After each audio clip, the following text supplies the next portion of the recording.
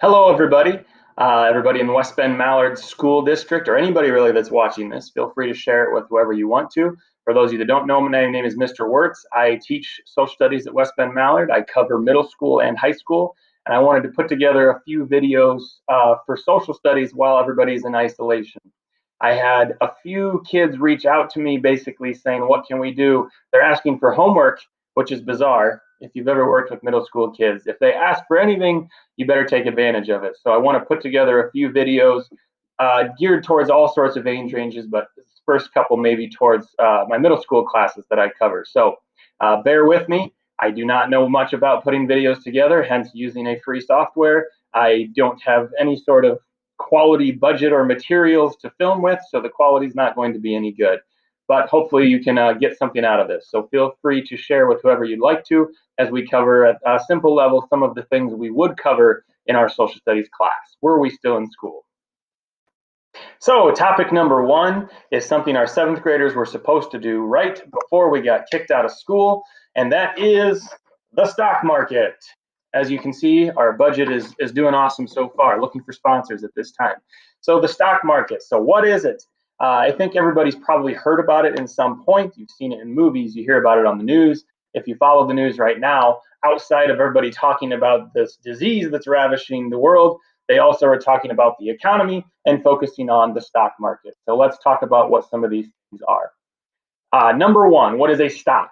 So a stock is basically a partial ownership in a company.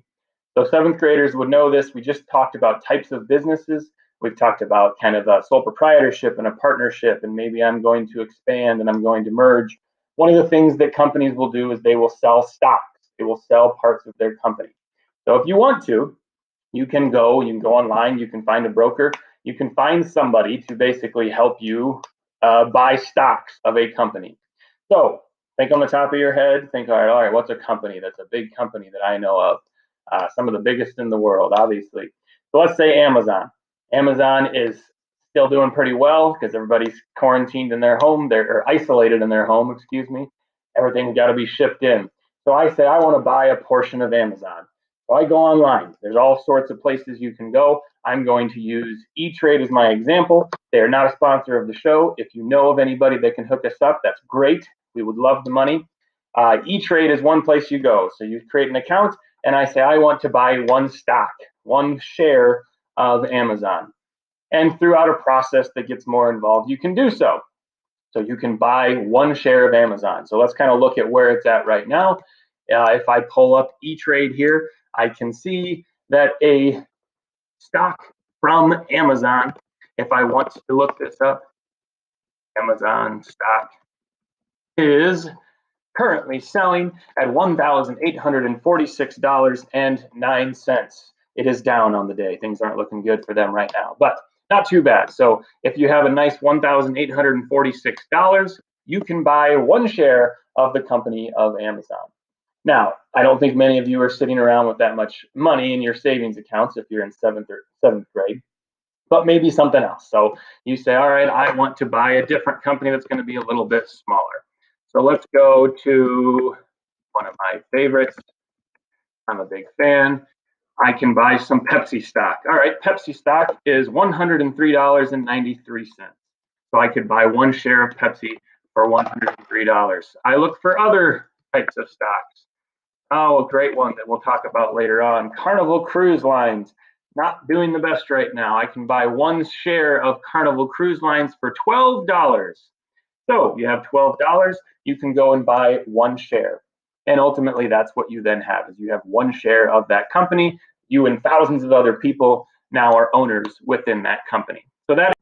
So how do I make money off of this? Well, that becomes the big question then.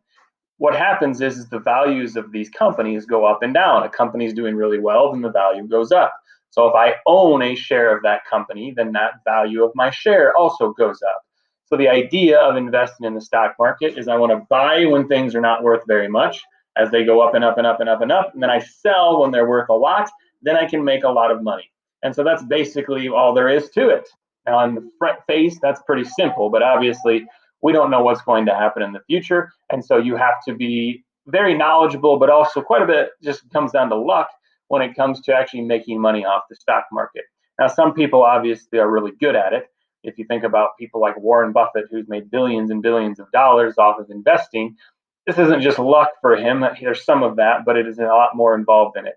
But the basics are you want to buy things low and you want to sell things high. Now, let's get a couple other vocab terms that maybe you've heard of when it comes to the stock market. So there's three what we call stock indexes. We have the NASDAQ, we have the Dow and Jones, and we have the S&P. Basically what these are they're a group of a whole bunch of different companies. So the Dow Jones, for instance, is 30 large companies. The S&P 500 is 500 large companies. And it combines all of those companies and basically gives you an idea of what the stock market as a whole is doing. So if the Dow Jones is up, that means those 30 companies on average are up. If the S&P 500 is down, that means those 500 large companies in general are down.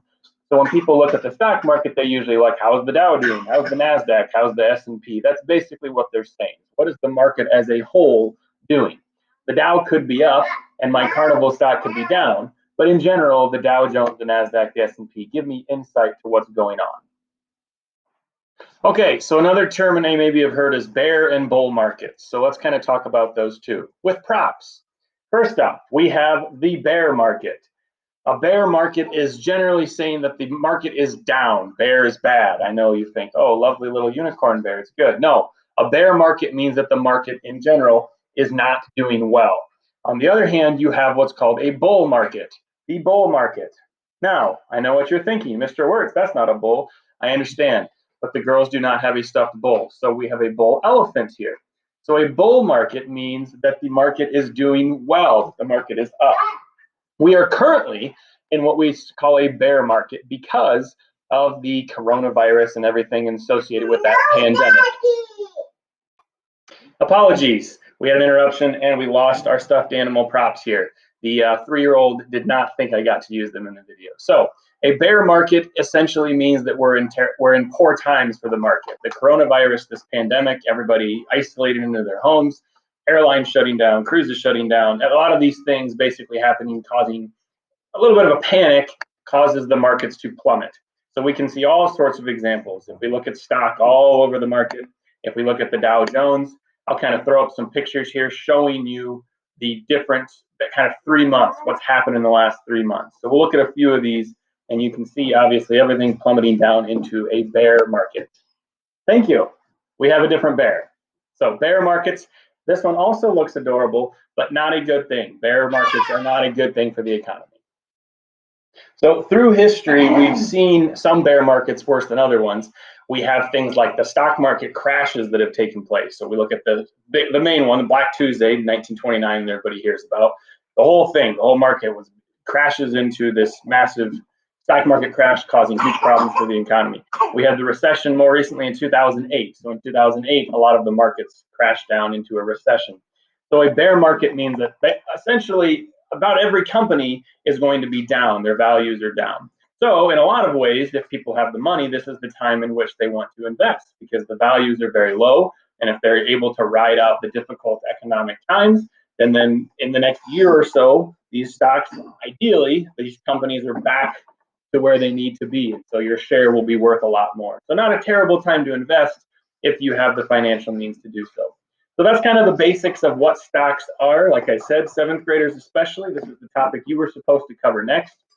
Any other middle schoolers, high schoolers, anybody, maybe it's something that you've kind of heard about in the news and you want to know. So if you ever hear people talking about the bear market we're in now, we're headed to a bull market, hopefully, have the Dow Jones, the NASDAQ, all these different things. Hopefully you have a little bit more knowledge of what is going on. So have a great day. Check back for videos later on, and hopefully we can continue to learn a little bit here and there during our Corona isolation.